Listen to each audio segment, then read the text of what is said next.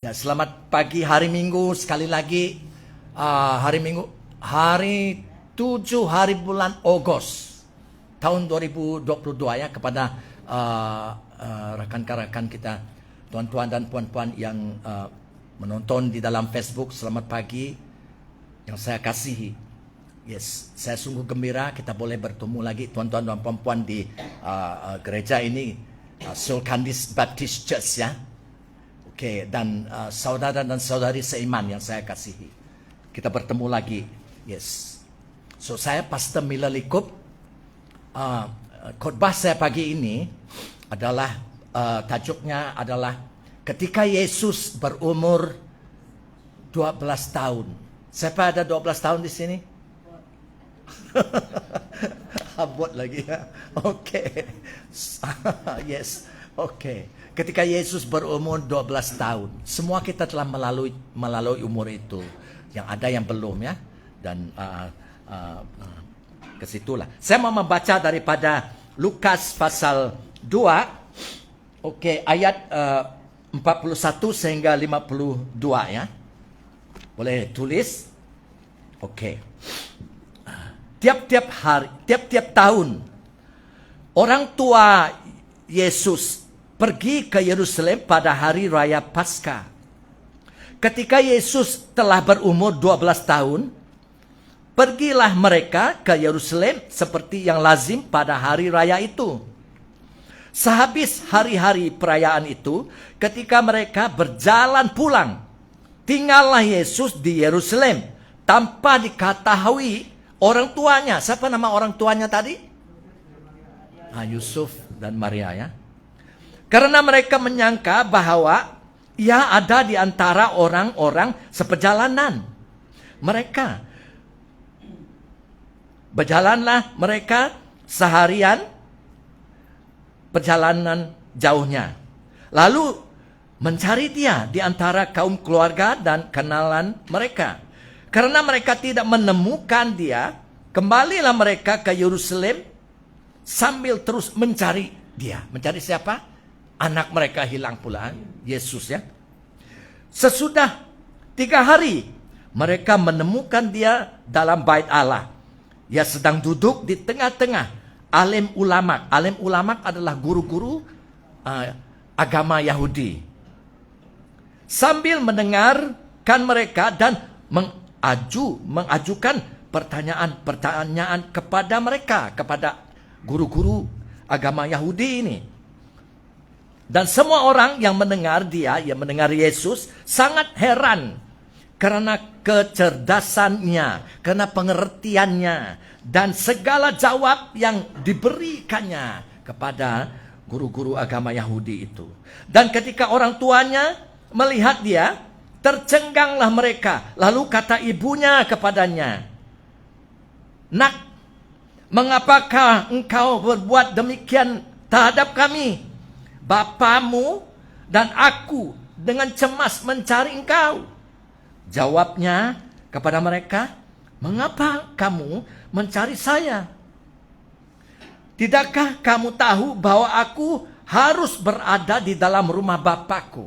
Di dalam bahasa asarnya, Ibrani, Yesus mengatakan kepada ibu bapaknya, "Tidakkah kamu tahu aku harus melakukan pekerjaan Bapakku?" Tetapi mereka tidak mengerti apa yang dikatakannya kepada mereka. Lalu ia pulang bersama-sama dengan mereka ke Nazareth. Dan ia tetap hidup dalam asuhan mereka. Dan ibunya menyimpan semua perkara itu di dalam hatinya. Dan Yesus makin bertambah besar dan bertambah hikmatnya dan besarnya, dan makin dikasihi oleh Allah dan manusia. Amen. So, Yesus ketika di umur dia 12 tahun. Dan bila Yesus lahir di dunia ini, bilakah Yesus lahir di dunia ini? Ketika Yesus lahir di dunia ini, firman Tuhan tidak mengatakan bila dia lahir, tidak mengatakan hari apa, tidak mengatakan bulan ataupun tahunnya. Tetapi teologian ataupun Bible scholar, mereka mengatakan antara 6 dan 4 tahun Masihi, sebelum Masihi, BC. So, tidak penting untuk begitu mau mengetahui bilakah Yesus lahir. Tidak mengapa. So, yang penting adalah kita mau tanya, kenapa dia lahir? Dari manakah dia datang? Dan di manakah dia sekarang? Itu penting. Oke? Tetapi setelah Yesus lahir di Bethlehem, kita boleh membaca di dalam 2 dari 4 Injil itu. Hanya Injil Matius dan Lukas menceritakan dalam sejarah kelahiran Yesus. Bila dia lahir, keluar dari rahim ibunya. Dan kita tahu malaikat-malaikat telah mengumum kelahiran Yesus di Bethlehem, kan? Kepada siapa malaikat mengumumnya? Kepada gembala-gembala yang menjaga ternak kambing domba di padang, ya. Dan kemudian kita tahu juga firman Tuhan mengata orang Majus, the wise men, orang Majus dari timur datang ke Yerusalem dan kemudian mereka menemui Yesus di Bethlehem. Betul? Orang Majus dari timur dan mereka mempersembahkan persembahan emas, kemenyan dan mur. Itu boleh menjadi satu khotbah juga. Ya, kenapa orang Majus memberi anak kecil itu bayi, emas? Bukan dia pandai main bayi, emas untuk apa, ya kan? Tapi ada maksudnya.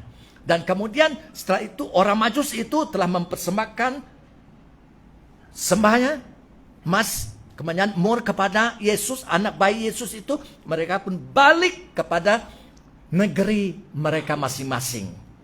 Dan kemudian firman Tuhan mengata Allah mengutuskan malaikat, seorang malaikat dalam mimpi Yusuf. Dalam mimpi Yusuf adalah bapa Yesus, kan? Untuk untuk menyuruh Yusuf dan istrinya Maria untuk membawa anaknya baru lahir itu lari ke Mesir. Kenapa?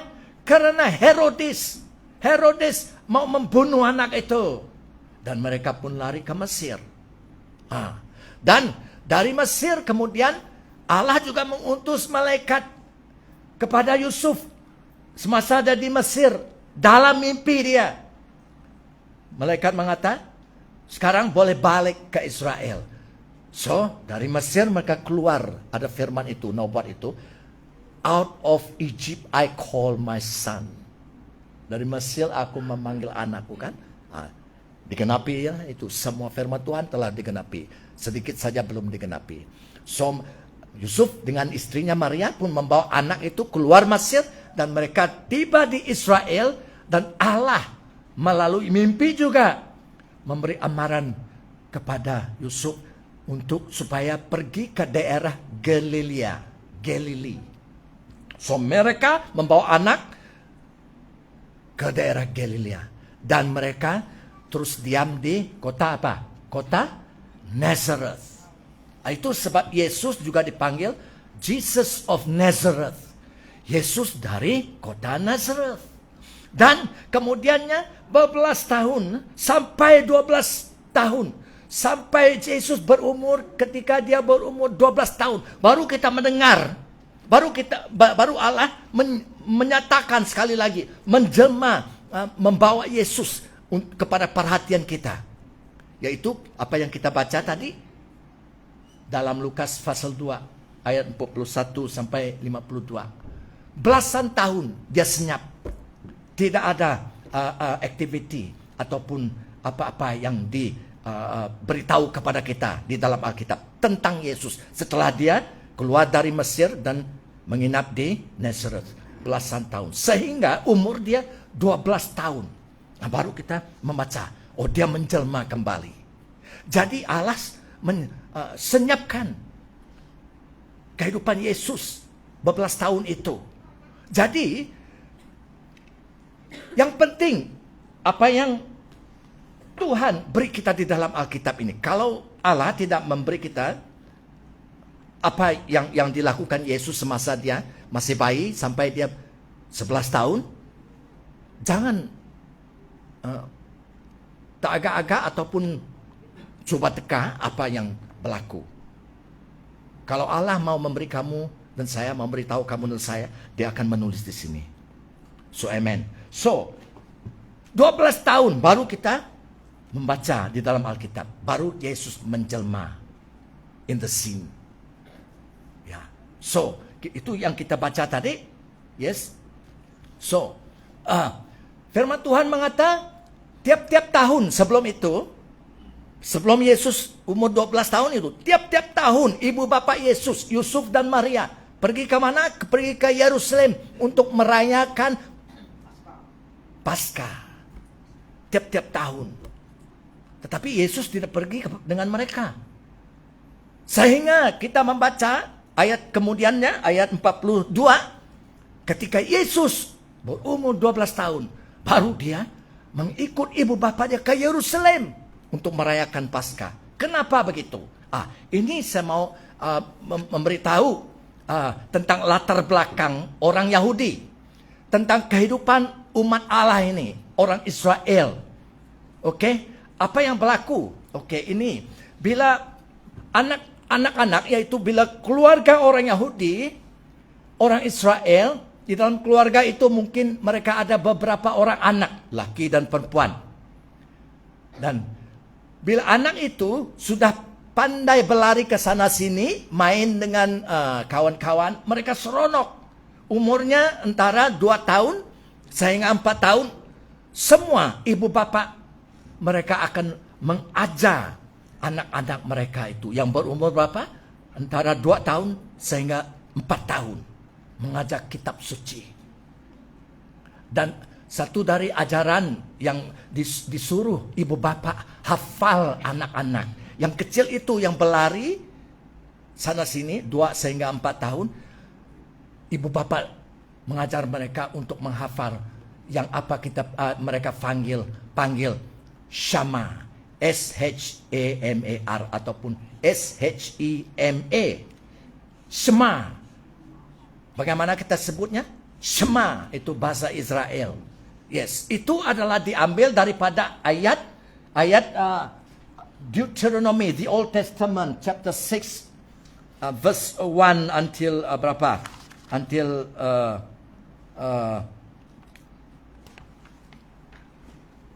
chapter 6, verse 4. Okay?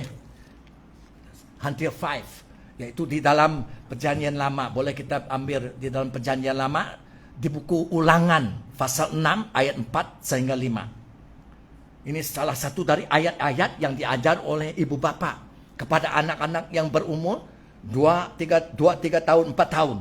Ya, yang dipanggil Shema. Ayat-ayat Alkitab ini saya membacanya.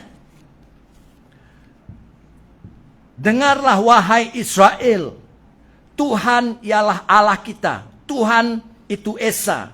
Kasihilah Tuhan Allahmu dengan sepenuh hatimu, dengan sepenuh jiwamu, dan dengan sepenuh kekuatanmu. Ini adalah ayat satu daripada ayat Alkitab yang diajar ibu bapa orang Yahudi kepada anak yang kecil itu. Antara 2 sehingga 4 tahun. Dan kita boleh bayangkan, anak-anak dan jiran-jiran semua, banyak keluarga mempunyai anak-anak, betul? So kita boleh dengar di rumah itu, di kawasan luar rumah itu, anak-anak ini menghafal. Dan bukan mereka diam-diam, tidak. Mereka sebutkan menghafal itu.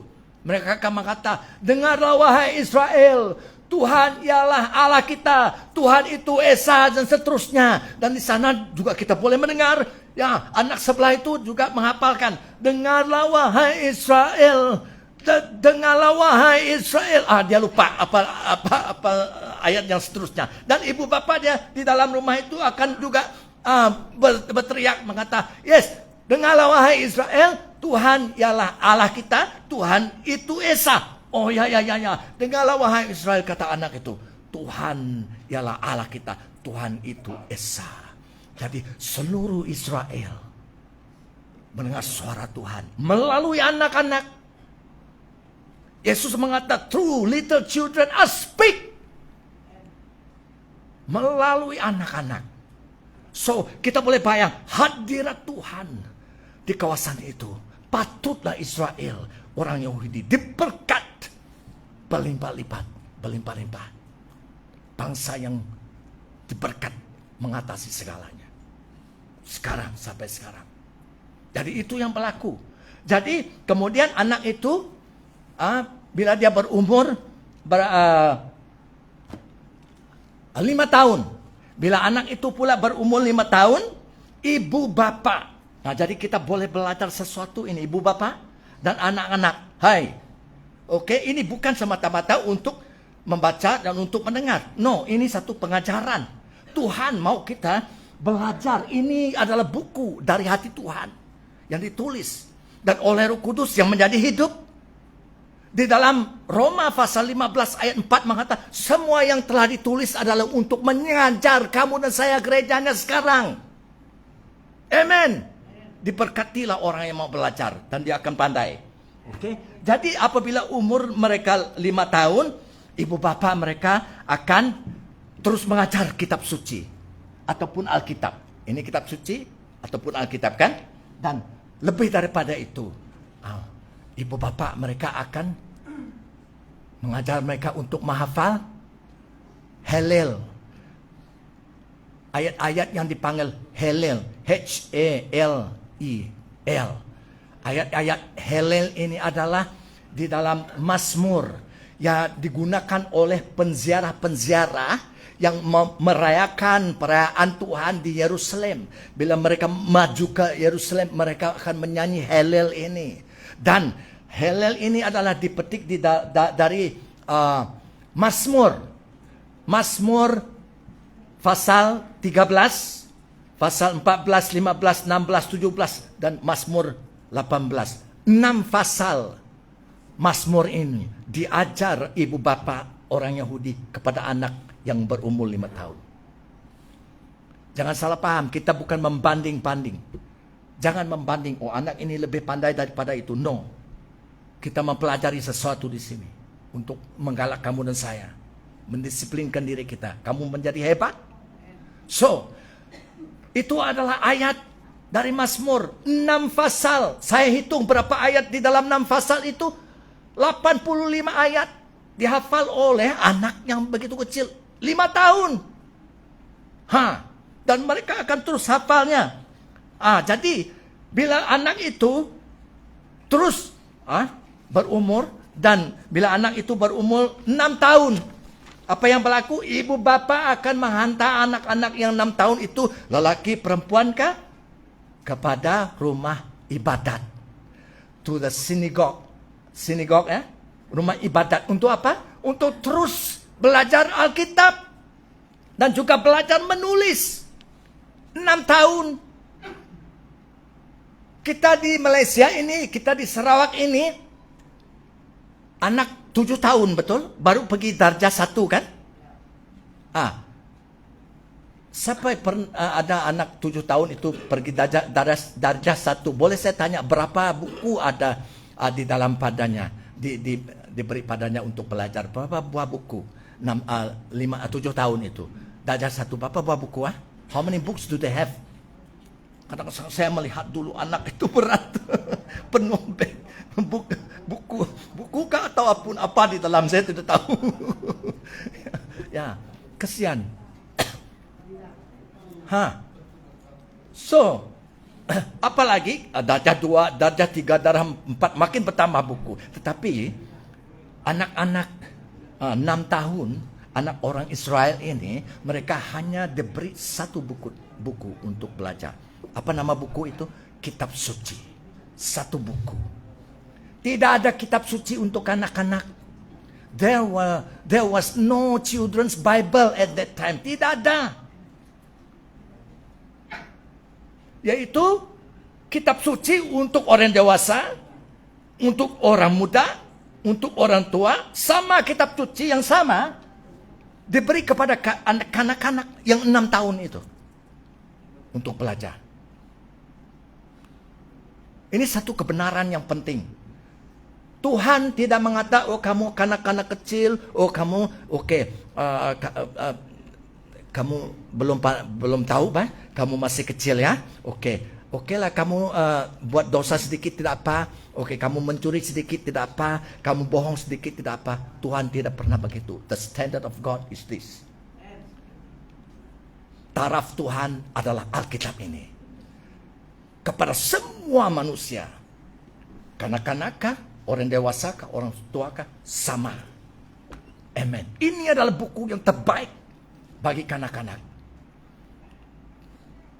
Dari 6 tahun mereka belajar sampai mereka 12 tahun. Satu buku. Dan mereka hebat untuk membentuk dan mencorak perangai anak-anak kita dan ibu bapak. Ini dia. Kenapa dunia sekarang mereka mengatakan, we are advanced, we are negeri yang maju. Tetapi tahukah saudara, makin turun bukit dan jatuh di bukit itu, jatuh ke bawah. Ini duniawi sekarang. Dan kita diam di duniawi yang sama. Merosot, penuh kejahatan, penuh tipuan, penuh rasuah. Ini kebenaran. So, kita melihat kanak-kanak 6 tahun itu sudah diajar menulis dan membaca Alkitab. Jadi, kemudian setelah sampai mereka 12 tahun. Apa yang berlaku bila kanak-kanak orang Yahudi 12 tahun, laki dan perempuan, mereka menjadi orang dewasa. Halo, siapa mau menjadi orang dewasa itu? Abot umurnya 12 tahun, tetapi dia orang dewasa. Ini adalah latar belakang kehidupan orang Yahudi. Betul. Amen. Yang mengatakan dia 12 tahun. Adakah kamu orang dewasa? Ya, dia kata. Amen. Betul. Kebenarannya Alkitab. Jadi, ini adalah kebudayaan yang baik, tradisi yang baik sekali. Alangkah baik. Kalau ibu bapak kamu mengatakan kamu 12 tahun, you know that you an adult. No, not young adult. You are an adult. Orang dewasa, bertanggung jawab. Dan apa yang berlaku bila anak mereka 12 tahun, laki perempuan, mereka akan melalui upacaraan yang dipanggil, kalau anak lelaki, upacaraan itu dipanggil bar mitzvah. B-A-R, bar, M-I-T-Z, mitz, V-A-R, va. Kalau anak lelaki. Kalau anak itu perempuan, apa? Bat mitzvah. Bat. B-A-T. Bat. Itu spellingnya untuk bahasa Israel. Ya. Berartinya, apa artinya? Bar mitzvah. Bat mitzvah. Artinya, engkau, kalau anak lelaki, engkau sekarang adalah, you are now the son of the commandment. Or kalau dia perempuan, you are now the daughter of the commandment. Who gave the commandment on Mount Sinai? God. Berartinya dalam bahasa Melayu, kamu sekarang adalah anak perintah Allah. Berartinya kamu telah menerima perintah Allah. Hukum Allah. Hukum Taurat yang diterima Israel di Bukit Sinai. Untuk semua umat Israel. So anak itu telah menjadi dewasa, 12 umurnya. Dia bertanggung jawab di hadapan Tuhan, di hadapan Allah. Untuk melakukan hukum Allah yang diberi kepadanya pada saat itu. Umurnya 12 tahun. Dia bertanggung jawab. Dia adalah orang dewasa sekarang. Indah. So I see everybody now. Semua di sini anak-anak kita 12 tahun. Saya mau melihat kamu. Kamu adalah orang dewasa. Apa pikir kamu? Adakah itu salahkah? No. That's why, if you are in the Lord, kalau kita di dalam Tuhan, you are extraordinary people. Kamu hebat. Don't look down on yourself. Jangan mengatakan, saya tidak ada apa-apa, saya tidak pandai orang. Walaupun kamu tidak pandai ABC, kan? Kalau kamu di dalam Tuhan, kamu hebat. Tidak kira umurnya. Belum terlambat. Ya. So, ini adalah kebenaran Tuhan. So mulai dari umur 12 tahun itu mereka sudah orang dewasa, mereka memiliki Alkitab. So mereka bertanggung jawab di hadapan Tuhan untuk melakukan hukum Allah, untuk melakukan firman Allah, untuk melakukan hukum Taurat yang diberi Allah kepada mereka. Dan pada mula pada 12 tahun itu mereka mula hidup seperti kehendak Allah. Dan apa yang dilaku? Kemudian mereka mula memakai phylacteries, yang dipanggil phylacteries di dalam bahasa Inggris, Matius pasal 23 ayat 5. Di dalam bahasa Indonesia adalah tali sembayang. Apa yang mereka laku? Ibu bapak akan masukkan di dalam kotak-kotak kecil ayat-ayat kitab suci. Dan dengan tali diikat di kepala, di atas dahi, dan di lengan. Tepat pada masa 12 tahun itu, mereka bertanggung jawab untuk hidup seperti kehendak Tuhan, seperti kehendak hukum Allah. Hebat, luar biasa. Jadi itu sebab sekarang kita mengerti bila kita membaca Lukas pasal 2 tadi kan. Kenapa? Tiap-tiap tahun ibu bapak Joseph dengan Maria pergi ke Yerusalem untuk meraya Paskah. Tetapi Yesus hanya pergi semasa dia 12 tahun. Kenapa? Sebab 12 tahun Yesus sudah dewasa. Firman Tuhan mengatakan di dalam Keluaran pasal 23, Keluaran pasal tulis saja apa itu? Saya ada tulis di sini. Keluaran pasal mana dia? Oke. 23 never mind. Saya punya nota di sana sini. Sore ataupun Keluaran 34 di sana. Allah mengata dari bukti Sinai kepada Musa untuk semua orang Israel. Semua orang Israel dan yang dewasa, yang laki-laki kata Allah.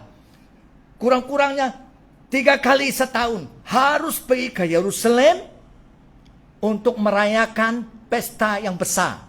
Ada 7 pesta, tetapi pesta yang besar itu ada 3 pesta yang besar. Yaitu pesta apa? Pesta perayaan Paskah, perayaan Pentakosta, perayaan Pondok Daun, Tabernacle. Semua orang laki-laki yang dewasa. Tetapi kalau orang perempuan yang dewasa pun boleh ikut. Sukarela, ya, voluntarily. Tetapi kalau perempuan itu, wanita itu mau ikut suaminya ataupun abang dia, karena dia berkobar-kobar, karena dia excited for the Lord, karena dia mengasihi Tuhan, dia boleh datang dengan suaminya ke Yerusalem setiap tahun. Itu yang kita baca. That's why dalam Alkitab Lukas pasal 2 ayat 41 firman mengatakan setiap tahun orang tua Yesus pergi ke Yerusalem untuk merayakan Paskah. Maria berkobar-kobar untuk merayakan Paskah. Dan hanya orang dewasa. Dan bila Yesus menjadi orang dewasa, umurnya 12 tahun, dia mengikut ibu bapak dia ke Yerusalem untuk merayakan Paskah. Tetapi firman Tuhan mengatakan Yesus sengaja tinggal di Yerusalem.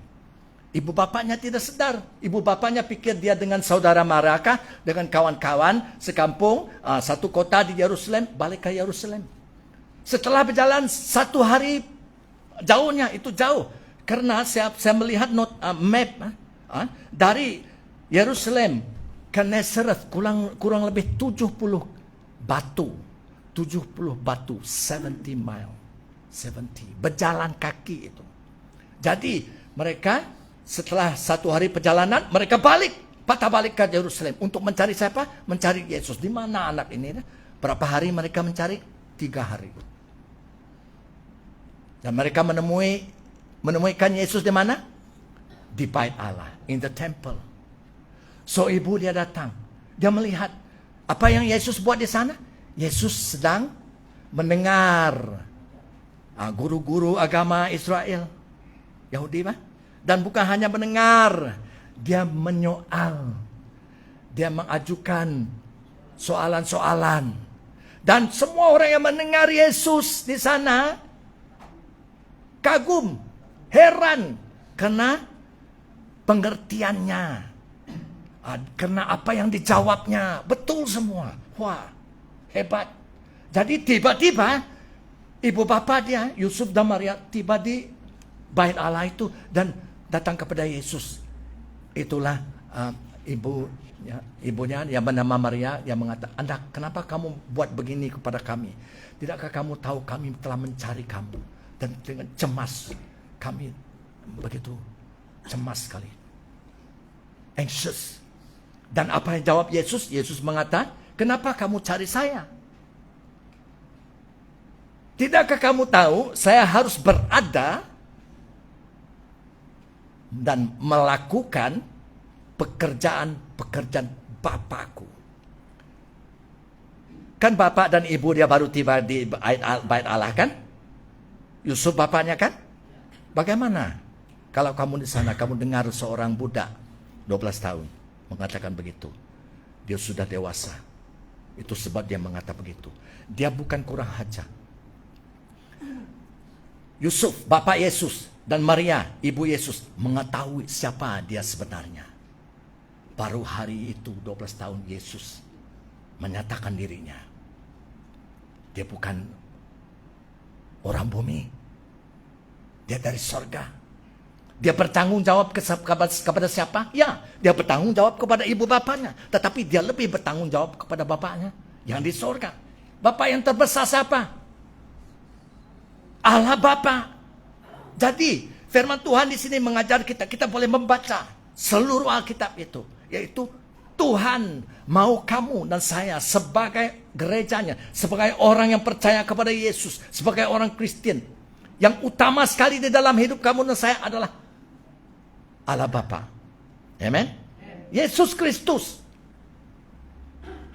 Barunya kepada ibu bapa, keluarga-keluarga dan yang lain.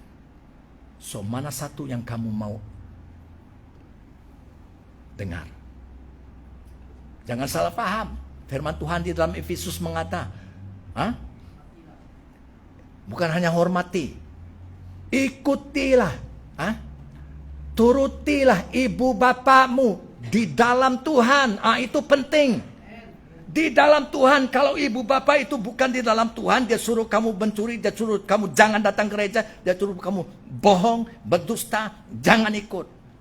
Karena di dalam Tuhan tidak ada dusta. Di dalam Tuhan tidak ada curian.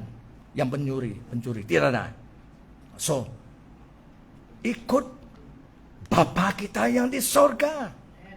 Yesus tidak pernah menentang ibu bapa.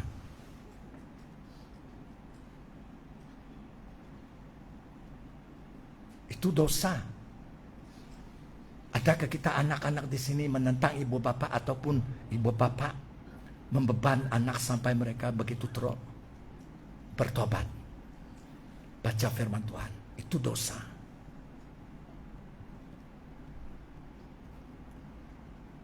So Yesus sebagai orang dewasa, dia bertanggung jawab.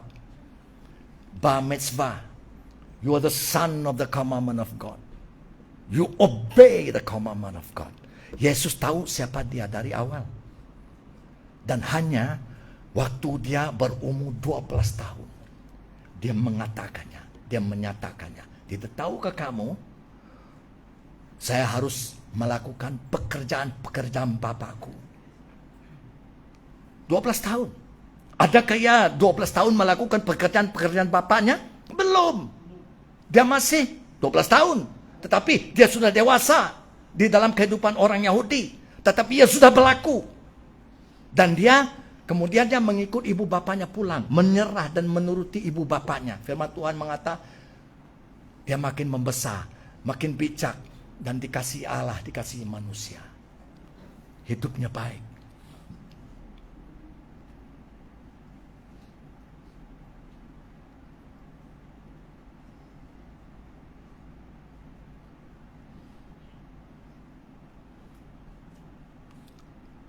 Yesus mengatakan, kalau kamu tidak mengasihi kamu lebih dari kehidupan kamu sendiri, kamu tidak boleh mengikut aku sebagai muridku. Itu dahsyat. Ini kebenaran. Kita mau mendalam dalam Tuhan, jangan sayang dengan hidup kita. Kenapa kamu jangan sayang? Bukan cincai, bukan sembarangan. No. Jesus mau kamu menjaga tubuh kamu juga. Firman Tuhan mengata, bersenam, kita latihkan tubuh kita jasmani ini baik, tetapi latihan rohani lebih baik. Oke. Kita mau kembali, oke? Saya tidak mau memanjang-manjang dengan dia kepada ayat berapa tadi? Ayat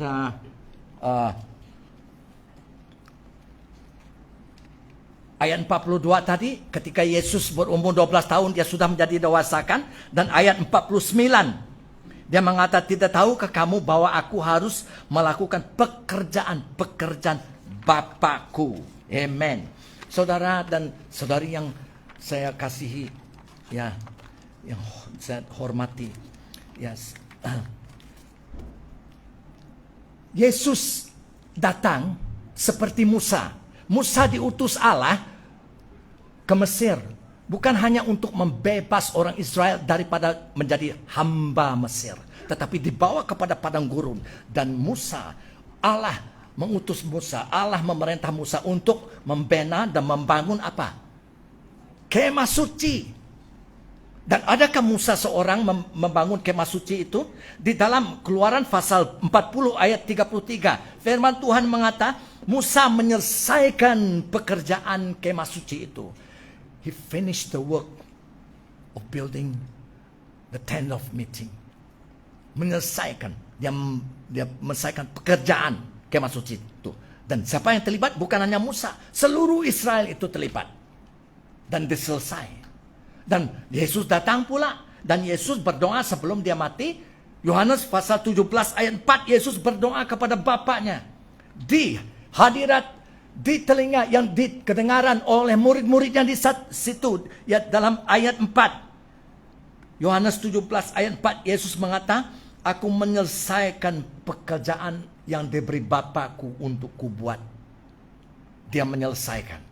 Dan selesai. Apakah pekerjaan yang disuruh Bapa Yesus buat? Untuk mati karena dosa kita manusia. Untuk membangkit kita dari mati dan memberi kita hidupan baru. Itu dia pekerjaan Yesus. Dia masih melakukan pekerjaan itu sekarang.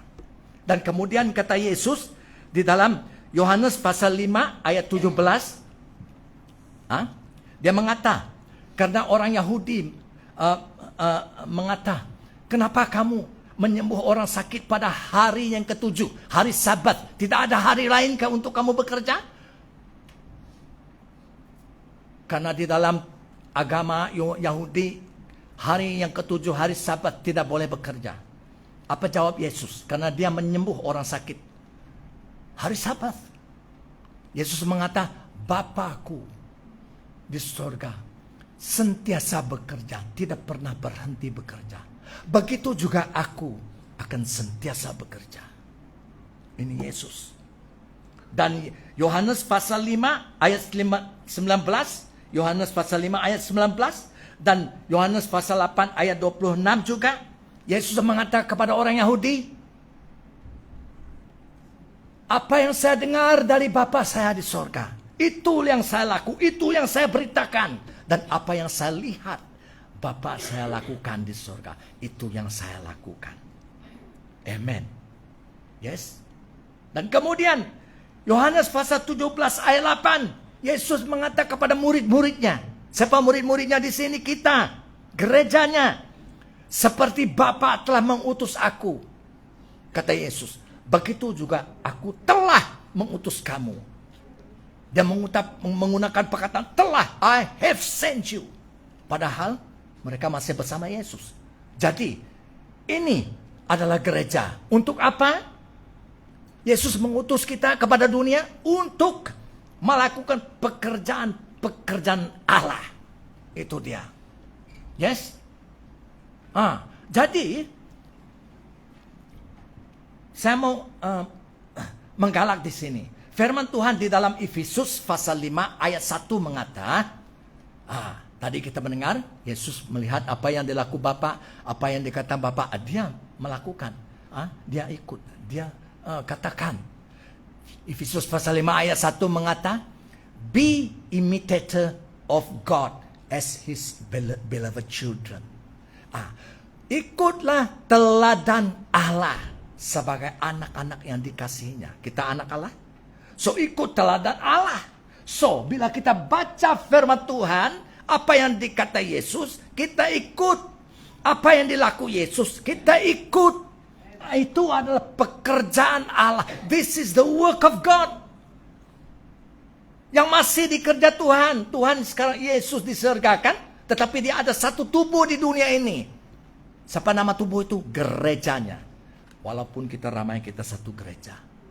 Jadi pagi ini kita berhimpun di gereja ini, betul? Ramai-ramai ya. Penghimpunan orang kudus.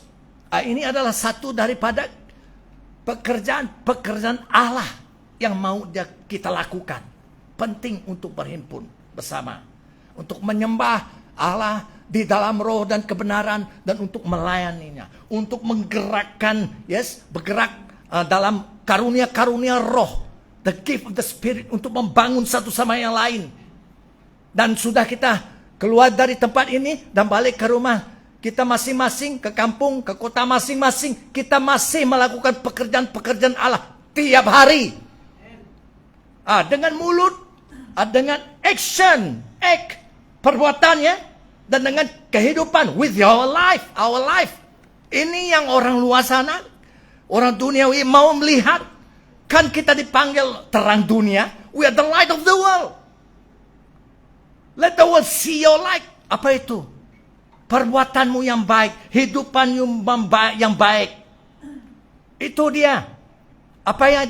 Bukan hanya memberita Injil sebagai saksi Tuhan ya. Betul? Ya, di luar sana. Di tempat pekerjaanmu. Di tempat bisnismu. Di tempat bank. Di mana saja kamu berada. Di sekolah kah. Supaya orang yang belum percaya. Orang duniawi melihat hidup kamu. Kamu hidup menurut apa? Firman Allah. Jadi kamu kerjakannya. Kita tidak menipu orang. Gereja tidak menipu orang. Ada gereja menipu orang? Gereja Tuhan? Tapi sedihnya ada. Karena kita tahu orang yang menipu bukan benar-benarnya mengikut Tuhan. Ya kita tidak bohong. Kita tidak berdusta. Ada yang berdusta bohong? Kalau ada yang berdusta bohong, perlu bertobat. Amen. Gereja tidak bohong, tidak berdusta. Pernah kamu mendengar Allah bohong? Tidak. So kamu melakukan pekerjaan Allah. Kita tidak pilih kasih. Kita tidak gila pangkat. Kita tidak gila duit. Tidak salah untuk ada duit. Ya. Tetapi saya mengatakan gunakan perkataan gila. Ya, kita tidak pilih kasih, kita tidak berat sebelah, kita tidak ada ketidakadilan. Kita orang yang adil, amen. Kita tidak menipu orang, kita tidak makan suap, kita tidak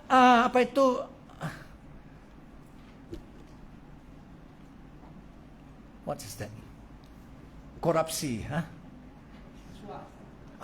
kita tidak menerima rasuah. Gereja tidak menerima rasuah. Dan tidak juga memberi rasuah. Apa yang kita katakan, kita lakukan. Kalau ya, kata ya. Kalau no, kata no. Kalau besok, kata besok. Ini gereja. This is light. So ini adalah hidup gereja. Ini adalah pekerjaan Tuhan yang dia mau lakukan. Masih lakukan melalui gerejanya. Di dunia ini. Supaya orang luar sana melihat, wah, kehidupan kamu. Mereka memuji Tuhan, memuliakan Tuhan.